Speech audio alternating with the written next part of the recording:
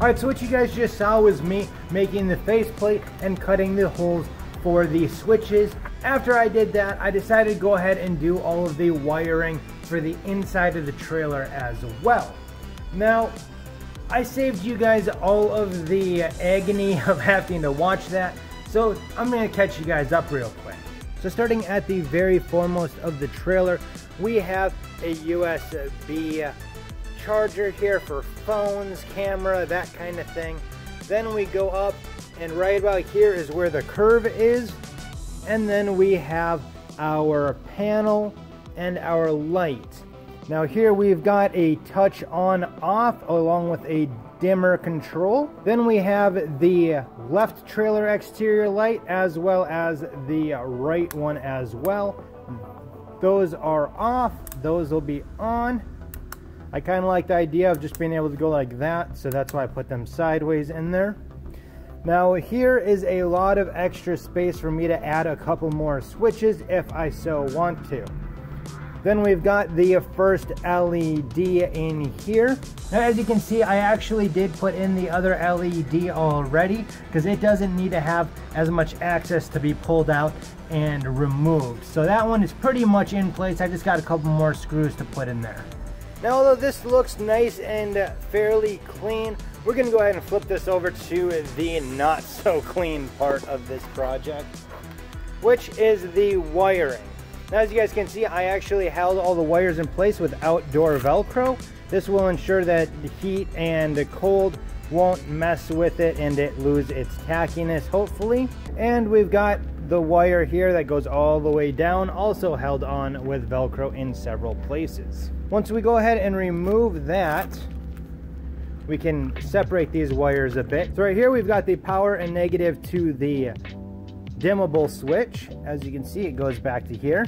Then we've got these two wires that go up and actually split right here. So we got a power and negative right to that light. Then we needed a positive and negative to the secondary light.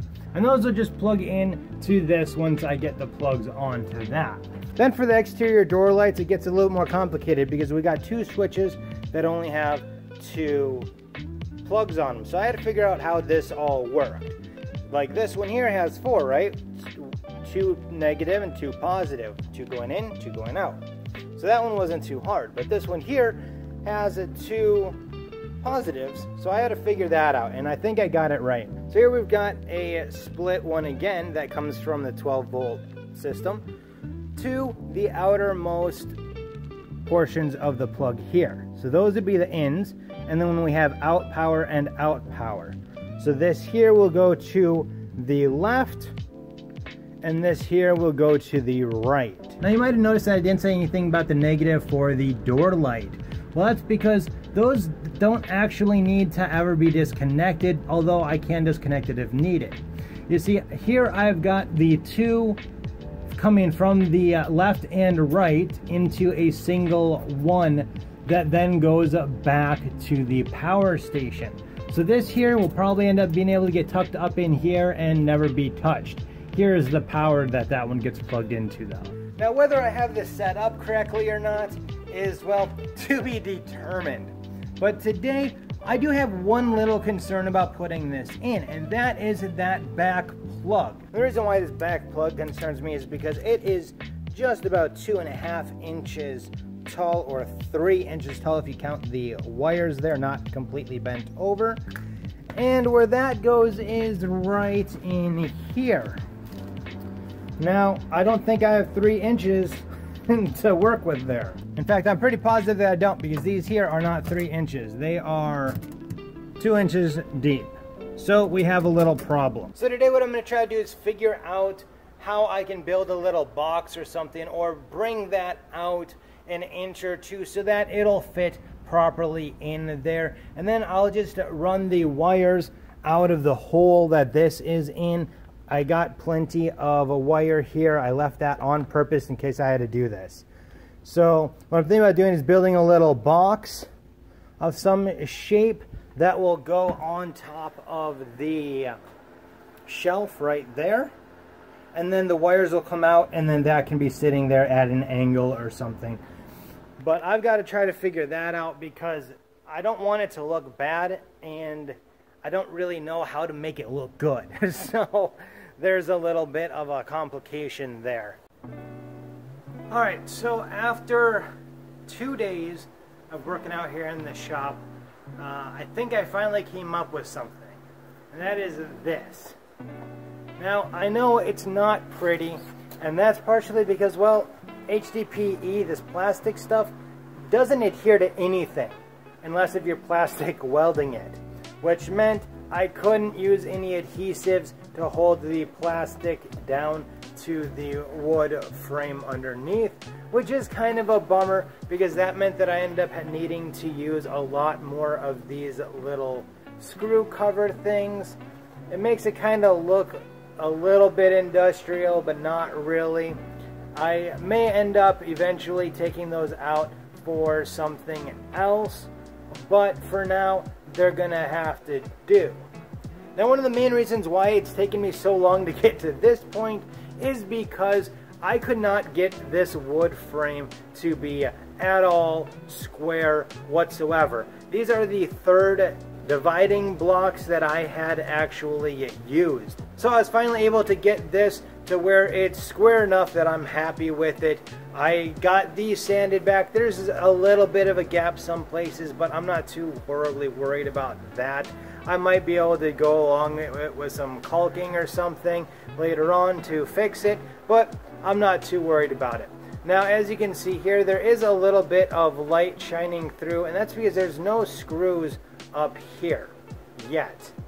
I may end up putting them in there, but I kind of want to see how it sits and how much that little bit annoys me before I add in yet another one of these little caps. Now, as you saw, they are delicate. This one here just broke on me, so I will have to replace that. But to hold this in place inside, I'll show you, I've got two little blocks that go right on the back side of this.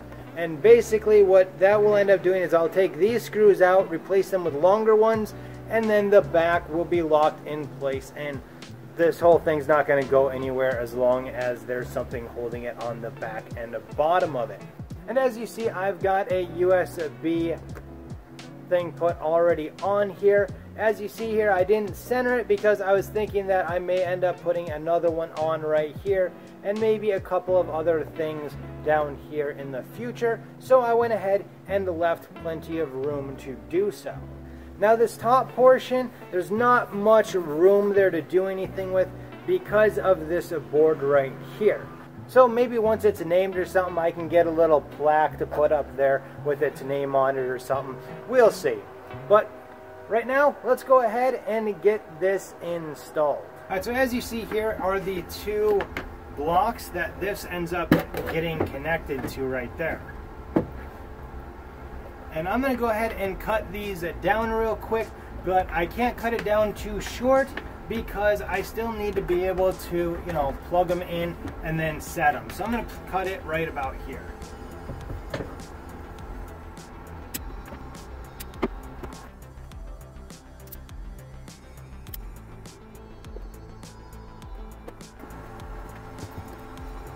And with that, we now have a place to plug in our phone or whatever up top here.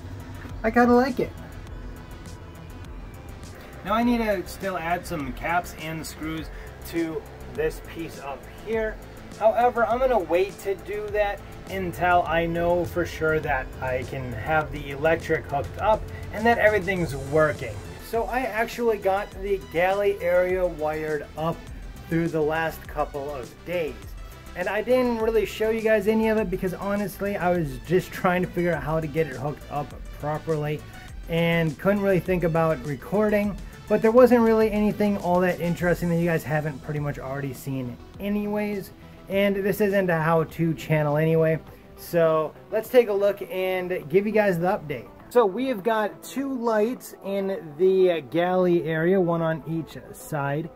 And basically, I didn't put any of the HDPE going out to them because honestly, I shouldn't ever have to remove them. And if I do, there's still that wire right here with a little bit of a tunnel that I made so I can just feed wires down there. That's not that far to be feeding wires if I need to.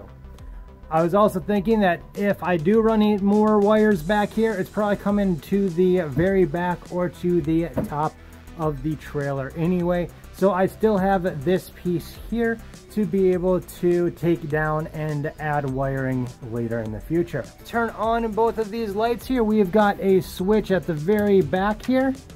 To turn it on is forward, off is back. So that should be nice and simple. Here we've got the shore power line right here incoming. It's not hooked up yet because I'm not sure exactly what I want to run where yet, and it'll just be easier if that's not hooked up yet.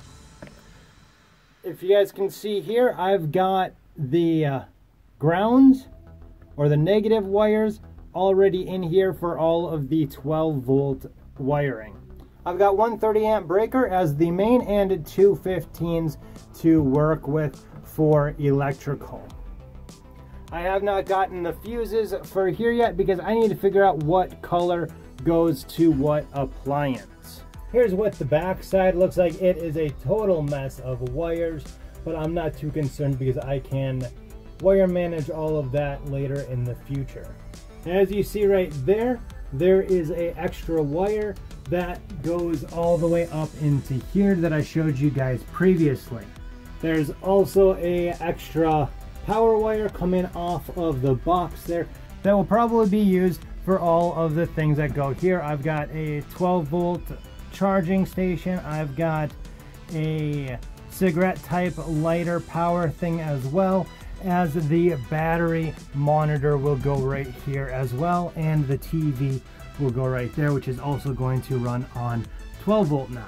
Then of course we've got all of that already ran and put in place, along with the very nice little console there. Out the front of the trailer we just have the 12 volt power as well as the shore power. Those will both be going into the toolbox, which will house the batteries and all of that fun stuff in there. Now unfortunately it looks like today and the last few days were the last days that I was going to be able to be working on the trailer project, because well, tomorrow is supposed to be in the low 30s and it's supposed to stay like that for pretty much the rest of the month. At least that's what it's looking like.